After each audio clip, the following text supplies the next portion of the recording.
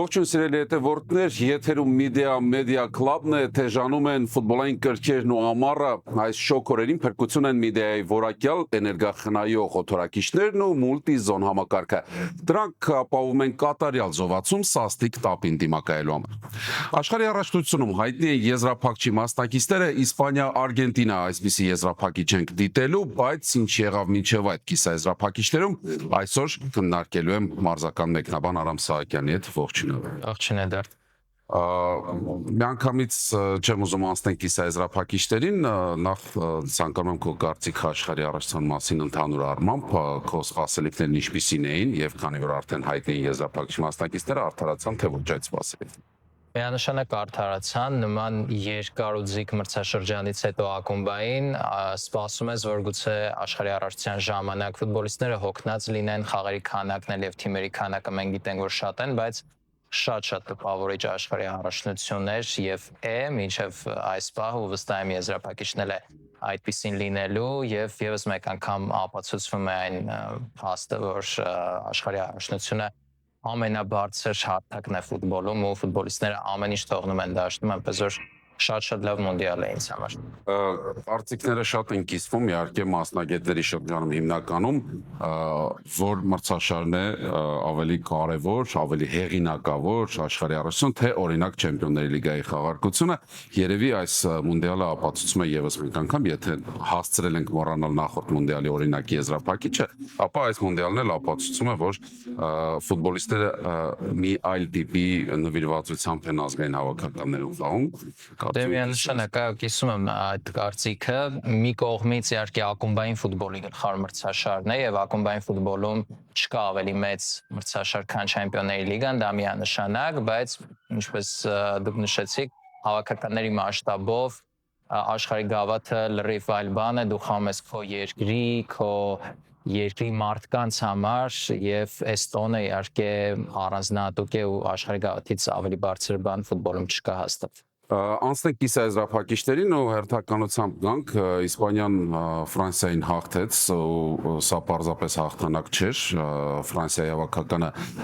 մինչև կիսաեզրափակիչ ուղղակի չէր նկատում մրցակիցներին, բայց եկավ այն օրը, որ ֆրանսիացիների մոտ ոչինչ չստացվեց։ Ինչն է ինձ ամենաշատը հետաքրքրում, քո կարծիքը բնականաբար Ֆրանսիայի օրը չէր, թե օրը չէր, որովհետև Իսպանիան այդպես ցույցացավ եւ արեց։ Ինձ թվում է առանձին ինչ-որ դետալներ կան, որ գուցե այլ օր խաղային ինչ-որ բաներ ուրիշ լիներ, բայց ընդհանուր առմամբ Իսպանիայի օրներ եւ Իսպանիայի օրներ լինելու նաեւ եթե մեկ այլ օր խաղային, բրավո Իսպանիա հավաքական ու Լուիս դե լա Ֆուենտե, ես այս խաղում զգացի, որ գաղափարապես արդեն այն չէ Դիդիե Դեշամ ու դա զգացել եմ նաեւ 2021-ին, հետո 2022-ին մտածել եմ, որ գուցե դեռ նա կարող է Ֆրանսիա հավաքականին ինչ-որ բան տալ, բայց այստեղ տակտիկապես ամբողջությամբ պարտվեց Ֆրանսիայի հավաքականը։ Եթե օրինակ ես շատ եմ սիրում զուգահեռներ տանել այլ մարզաձևերի հետ, մեր սիրելի մեկ այլ սպորտաձևի հետ զուգահեռներ տանենք թենիսի, օրինակ օրեր առաջ, երբ Ուիմբլդոնի կիսաեզրափակիչում խաղացին Ջոկովիչը եւ Սիները 2-3 քայլ անդադ առաջ էր Ջոկովիչից ֆիզիկական այդ վիճակով պայմանավորված։ Այդ խաղում Իսպանիա եւ Ֆրանսիայի իմ համար Իսպանիան էր 2-3, նույնիսկ 4 քայլ ֆուտբոլիստները միշտ առաջ էին։ Չգիտեմ, այնտեղ ուզում են պրեսինգ անել ֆրանսիացիները, մոտենում են Սիմոնին, հետո փոխանցում Լապորտին, մեկը մոտենում է Լապորտին, հետո փոխանցում Կուկուրելիային, գալիս է կիսապաշտպանը օրինակ ու կենտրոնում մի հոգի միայնակ է մնում։ Այնքան արագ էին այդ ամեն ինչը անում իսպանացիները, որ չգիտեմ, Ֆրանսիան անընդհատ ուշանում էր, անընդհատ։ Ու սա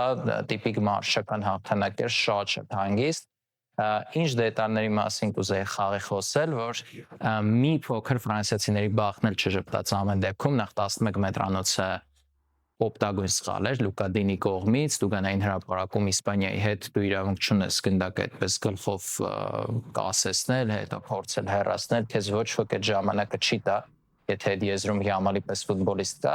Եվ ինձ թվում է հոգեբանորեն կոտրեց նաև մի քանի րոպեանց Սալիբայի վնասվածքը, այսինքն այս հանգամանքներն էլ ֆրանսիացիների վրա բացասաբար ազդեցին, Ռաբիոն շատ շուտ նստեց դեղինի վրա, հա, ինչպես ասում են։ Եվ վիրահատվելու է Սալիբան Այո, որտեղ մեջքի շատ լուրջ խնդիր ուներ, նա ամեն գնով այս առաջությունը փորձում էր խաղալ ու խաղաց որքան հնարավոր է, բայց կրկնում եմ իսպանացիները թիմային ֆանտաստիկ ֆուտբոլ։ Մենք համոզվեցինք եւս մեկ անգամ, որ Իսպանիան ամենաթիմային թիմն է այս առաջնությունում, այստեղ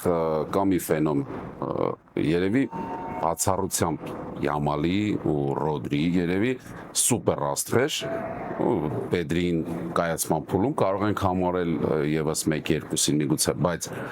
սուպեր աստղեր որպես այդպեսին չկա։ Ինչպես է կարողանում չակերտավոր նոունեյմերով Դե լա Ֆուենտեն այսպիսի խաղ տալ։ Համաձայն եմ, որ շատ մեծ աստղեր չկան, տեսեք ովքեր են օրինակ գոլեր խփում, Ռեալ Սոսիեդադի ֆուտբոլիստը, Սոսիեդադը, եթե ճիշտ եմ հիշում, 10-րդ տեղն էր Լա Լիգայում, գուցե ավելի ներքև, կամ Պեդրո Պորոն, որի թիմը քիչ էր մնում դուրս մնար Անգլիայի Պրեմիեր լիգայից։ Լուիս Դե լա Ֆուենտեն աշխատել է Իսպանիայի տարբեր տարիքային հավաքականներում, նա երևի թե բոլորից լավ է ճանաչում իսպանացի ֆուտբոլիստների որակները, ու եթե նկատում եք, իսկապես Իսպանիան համակարգ է ու այստեղ չկա օրինակ Նիկո Վիլյամսը, որը Եվրոյում շատ բաներ փոխում։ Okay, խաղա Ալեքս Բայենան, ինչ որ բանից, չգիտեմ, Պեդրի խաղից կարող է խաղալ Ֆաբիան Ռուիզը, խաղա Մարկոս Լյորենտեն էր խաղում առաջին սկզբում։ Այդքան էլ լավ չէր։ Խաղա Պեդրո Պորոն, այսինքն համակարգ է ամբողջությամբ ստեղծել։ Ես պատահական չէի նշում, թե ինչպես էր այդ պրեսինգից դուրս գալիս ֆրանսիացիների Իսպանիայից, որ բոլորը իմանային ով որտեղ է լինելու, ով ինչ շարժ է կատարելու եւ իսկապես ինձ անչափ տպավորել է Ֆրանսիայի դեմ խաղը։ Շատ սկսեցին համեմատել այս Իսպանիան 2008-ից 12-ի այդ հատվածի Իսպանիայի հետ, Եվրո 2012-ի եզրափակիչը, եթե հիշում ես, Իտալիայի հետ խաղը, Ժորդի Ալբայի գոլը, Պեդրո Պորոյի գոլի հետ զույգեր էին կարծես տարբեր եզրերից իհարկե, բայց կոմբինացիոն եզրափակման տեսանկյունից շատ նման էր եւ այս գոլից անցումը կատարենք այդ համեմատությանը։ Կարելի է համեմատել, թեև այնտեղ անուններով ֆուտբոլիստները շատ էին, արդեն կայացած աստղեր, որոնք կերտեցին այդ հաղթանակը 3 անգամ անընդմեջ։ Հիմա այդ հաղթանակների համազգացած ֆուտբոլիստներ չեն, բայց խաղում են մոտավորապես նույն ֆուտբոլը եւ նույն արդյունքը կրկին առանց գոլեր բաց թողնելու, թեև քիչ խփելով։ Գուցե թիմային առումով նույնիսկ այսպեսի մի համարձակ բան կասեմ, թիմային առումով գուցե այս հավաքականը ավելի խաղաղացված է, ավելի լավ են իրար հասկանում, ավելի համակարգ է, դե այնտեղ շատ մեծ վառ անհատականություններ կային, Չավի, Ինիեստա, Ալոնսո, Ռամոս, Պույոլ, Կասիլիա, որոնց մեծ մասը միասին հիմա նստած վայելում են խաղերը։ Դժվար է իհարկե համեմատություններ անել հիմա, որովհետև այն հավաքականը չլսված հաջողությունների է հասել, դեռ սպասենք իհարկե ինչ կանի եզրափակիչ Իսպանիա, այո, եւ հետո օրինակ հաջորդ Եվրոյում չգիտեմ կհաջողվի նրանց այդ նույն գիծը պահել ինչ նախորդ սերնդի մոտ էր, բայց մեկ բան ակնհայտ է, որ սա չափազանց ուժեղ հավաքական է ու ես չեմ կարծում, որ շատերը սպասում էին Իսպանիայից այս մասշտաբի դոմինանտ խաղ խոշոր մրցաշարերում, ինչպես եղավ Եվրոյում ու հիմա աշխարհի գավաթում, եւ չմոռանանք, որ Դե լա Ֆուենտեի հետ ազգերի լիգան եւս հաղթել են։ Ազգերի լիգայի եզրափակիչում են հասել, այնպես որ եթե աշխարհի լավագույն հավաքականներից մեկն է։ Տիտղոս դեռ չեն նվաճել, ես այս առաջնությունում նկատի ունեի, իհարկե Եվրո, ազգերի լիգա, հիմա աշխարհառողջության եզրափակում են, հետո էլի կլինի Եվրո եւ այդ ճանապարհին են կրկնելու իսպանացիները եւ մեծ մասը ֆուտբոլիստների դեռ այն երիտասարդ ծաղկուն տարիքում են, որ ապագան արժևում է, ինչը չես ասի արդեն մրցակցի մասին Արգենտինայի հավաքականի, որը դեռ 4 տարի առաջ մի քանիսի համար ասում էին, որ վերջին մունդիալն է, Անխել Դի Մարիան այդպես էլ արեց, ավարտեց դրանից հետո, բայց Լիոնել Մեսին մնաց, Լիոնել Մեսին շարունակում է առաջ տոնել իր հավաքականին եւ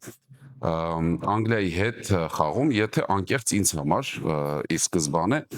իփոքր ավելի գերադասելի էին անգլիացիների շանսերը։ Ես հաշվի էի առնում այն փաստը, որ Անգլիան կկարողանա պաշտպանությունը ճիշտ կառուցել եւ փակել Արգենտինայի հարձակումը, ինչը լինում է հաջողությամբ մինչեւ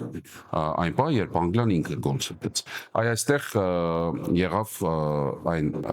կետը, որից շրջվեց թե այս դիմակայությունը միգուցե ֆուտբոլի պատմությունը ինչ որ առումով Թոմաս Տուխելի վրա հարձակվեցին խաղից հետո բացարձակապես բոլորը։ Ինչ այն չարես Տուխելը։ Իդեպ շատ էպիկ խաղեր,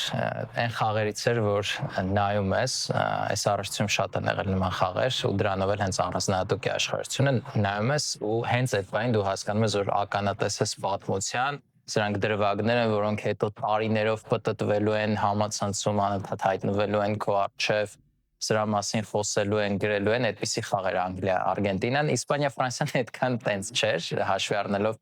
դրամատուրգիան, այսպես ասենք, խաղի։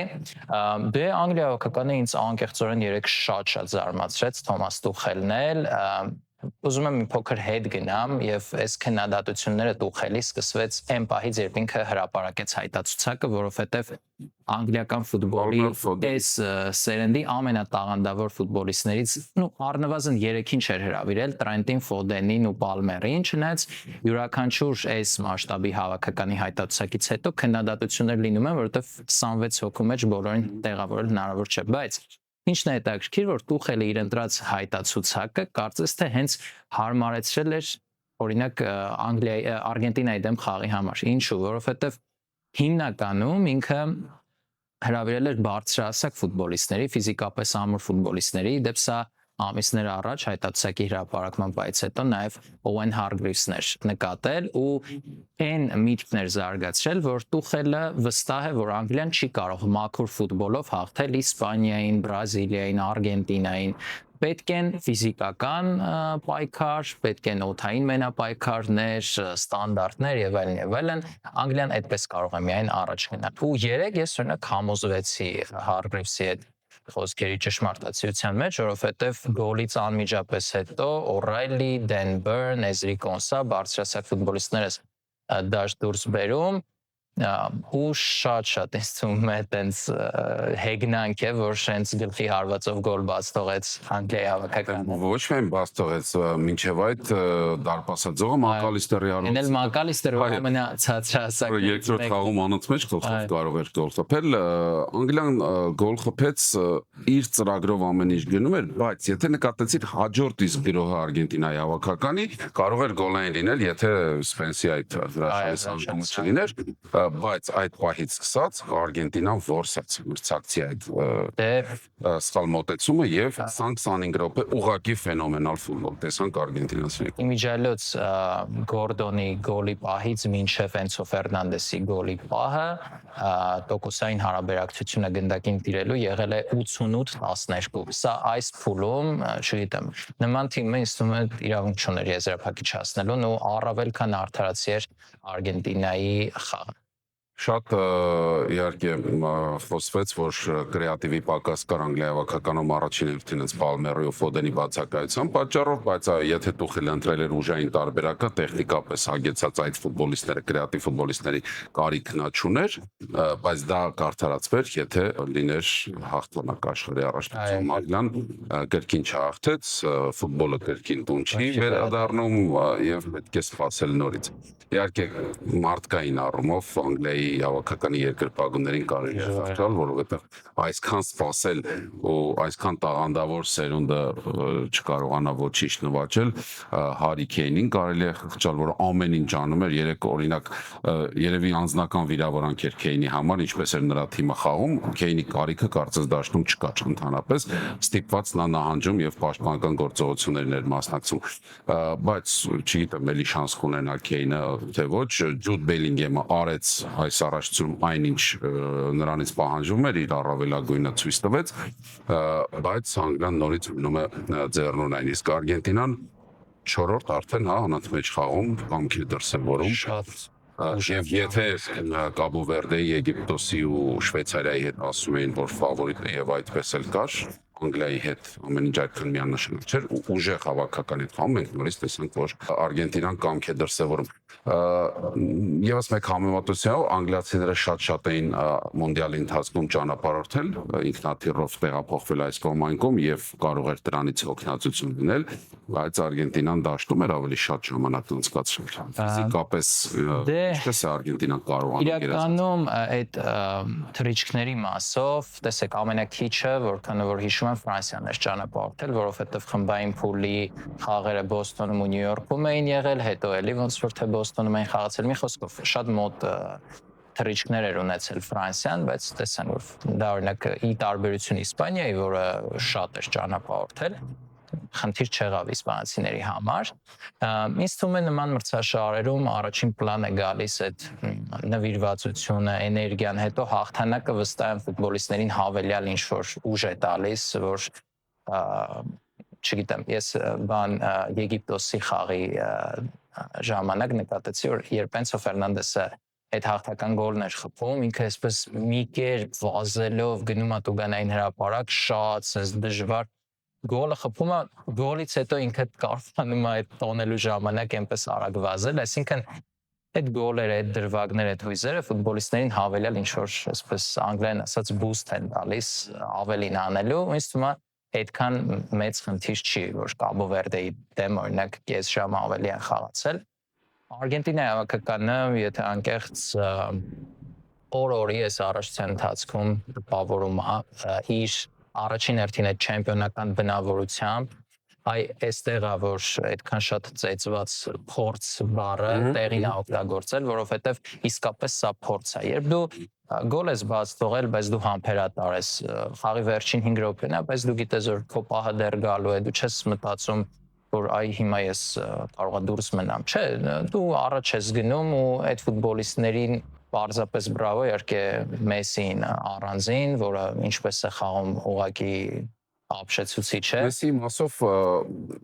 սիրում ես համեմատություններ անել, ես էլ այստեղ մի համեմատություն եմ գտել համենայն դեպս ինձ համար, Մայքլ Ջորդանը օրինակ սիրում էր մարտահրավերներ։ Նա փնտրում էր ով ինչ կասի, որպեսզի նրան պատասխանի իր խաղով։ Հիմա Մեսսին է կարծես այս առաջնությունում իր համար հետաքրքրություն գտել։ Սկզբում ասած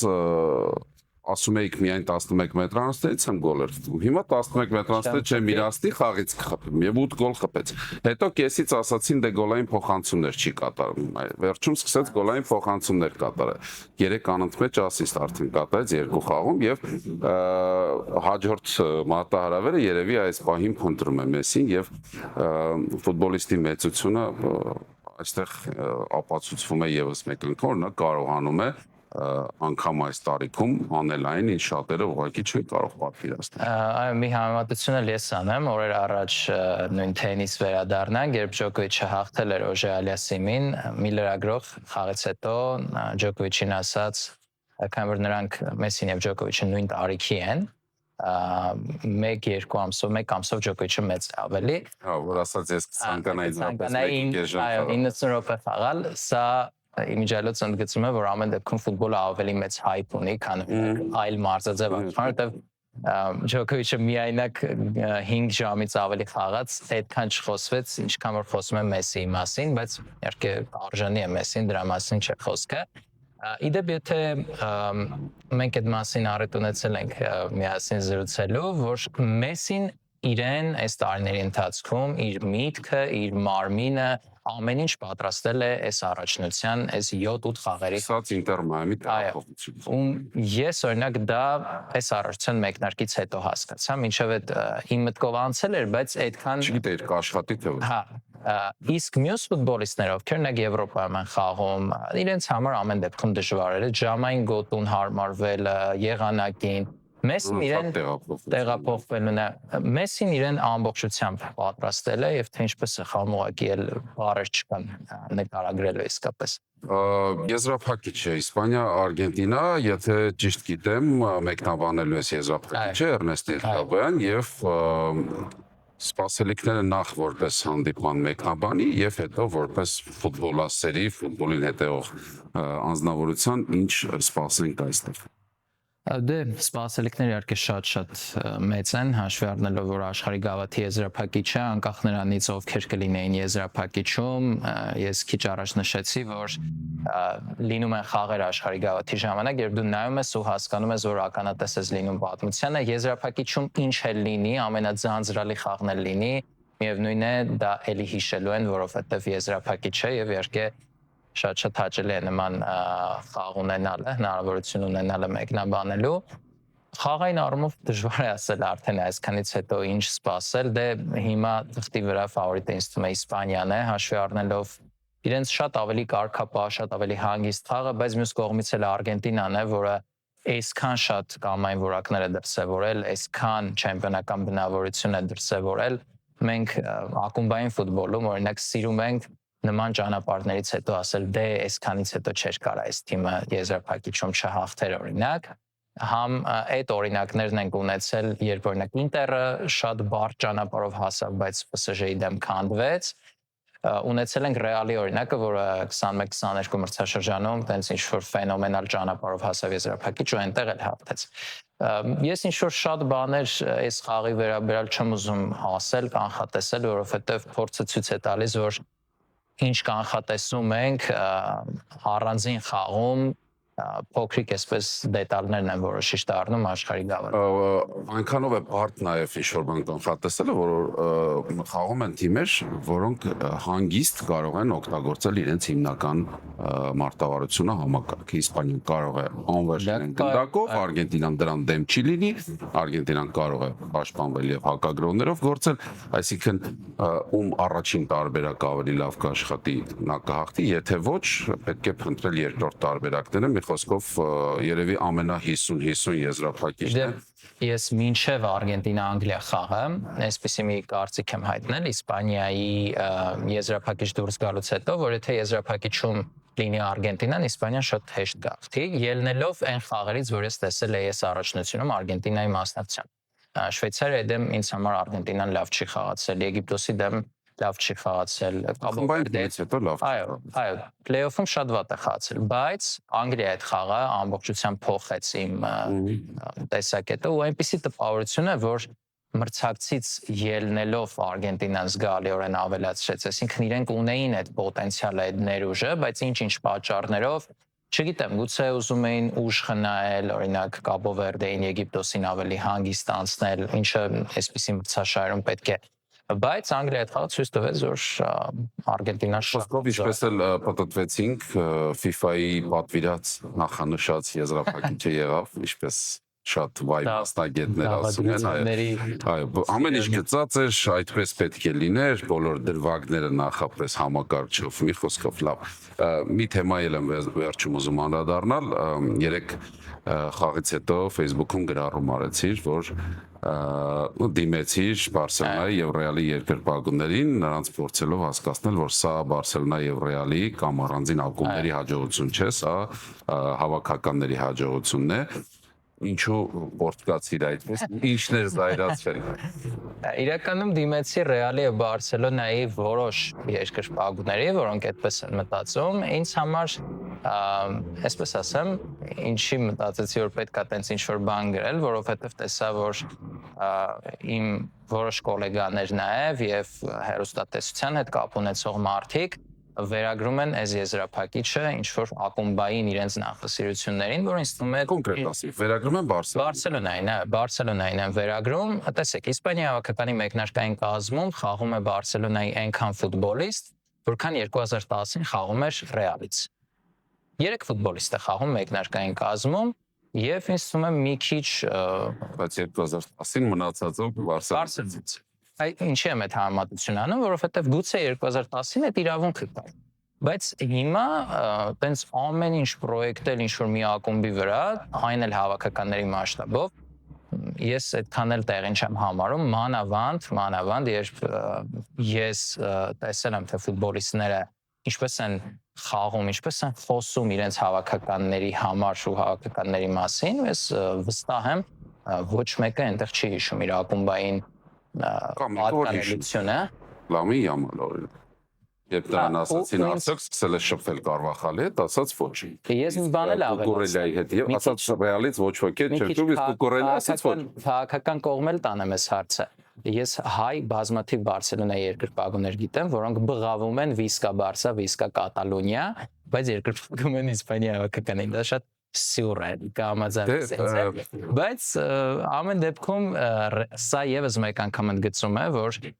Ռեալը ու Բարսան շատ մեծ են իրենց չափսերով եւ այդ մրցակցությունը այնքան հսկայական է։ Այլ հարթակ։ Ես ուղղակի այսպես ավելացում անեմ, միգուցե ինչ-որ խորհրդի կարգով նաեւ երկրպագուներին սովորեցնել այլ կերպ երկրպագել պետք չէ, հնարավոր չէ, իմաստ չունի։ Որովհետև մարդիկ ինչ որ կերպարի են երկու։ Եթե Բարսելոնայի երկրպագու են, բնականաբար Մեսսին միշտ երկրպագելու է որտեղ են խաղալ։ Բնականաբար Բարսայի այն ֆուտբոլիստներն, որոնք Իսպանիայի հավաքականում են, երկրպագել, որոնք ուղղակի շատ են եւ Իսպանիան ու Բարսելոնան ուղիղ կապ ունեն, դրա համար երկրպագ։ Նույնը Ռեալի երկրպագ հիմա չես կարող ասել ինչու են նրանք Պորտուգալիային։ Ես օրինակ անկեղծ եմ ասում։ Չէ՞ որ ներողություն Ռեալի երկրպագուները չէին երկրում Մարոկոյի հավաքականին, որովհետեւ այնտեղ Բրահիմ Դիասը խաղում կամ Հակիմին է խաղում։ Ես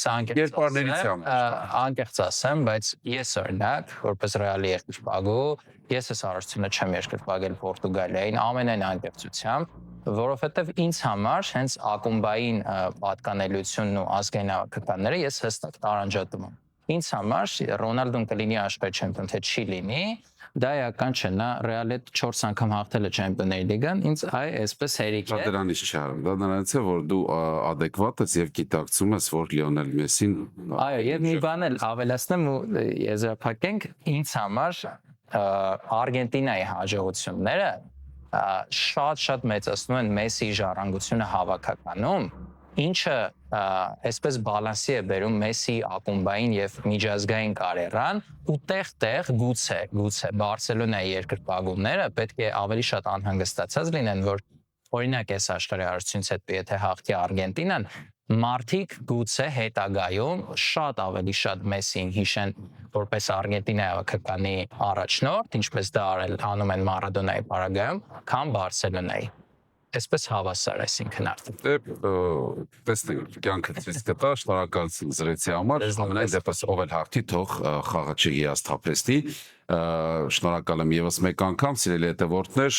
մենք շարունակում ենք հետևել աշխարհի առաջնությանը, չմոռանաք բաժանորդագրվել Celsius-ի եւ Անսաման ֆուտբոլի YouTube-յան ալիքներին, ինչպես նաեւ մեր բոլոր հեջերի սոցիալական տարբեր հարթակներում Media Club-ներ եթերում կհանդիպենք արդեն եզրափակիչ խաղից հետո առայժմ։